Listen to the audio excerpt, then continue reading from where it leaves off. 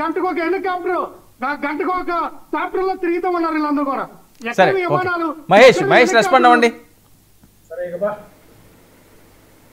వర్మ గారు ఇప్పుడు మనం ఏం మాట్లాడుతా ఉంటాము అనేది జనాలు చూస్తా ఉంటారు. ఎంతసేపు ఇప్పుడు ఏం జరుగుతా ఉంది, ఈ రోజు ప్రభుత్వం ఏం చేస్తా అంటే అనే విషయాలు ఆర్టీజీఎస్ ద్వారాను అధికారులతో సమీక్ష చేస్తా అనే విషయం అందరికీ తెలుస్తా ఉంది.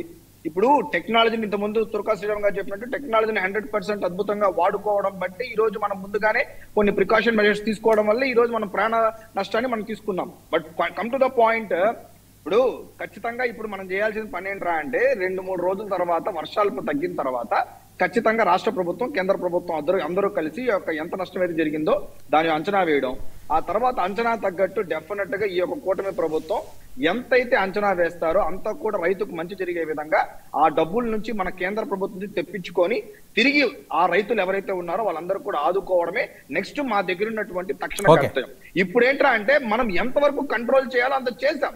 ఫర్దర్ గా ఏంటంటే ఆ యొక్క నష్టాన్ని ఏ విధంగా మనం భర్తీ చేస్తాం, డబ్బు రూపంగా ఏ విధంగా ఇస్తాం, ఎంత ఇస్తాం అనే దాని మీద 100% ఈ కూటమి ప్రభుత్వం చాలా చిత్తశుద్ధితో కేంద్ర ప్రభుత్వం వాళ్ళతో మాట్లాడి ఎంత నష్టం జరిగింది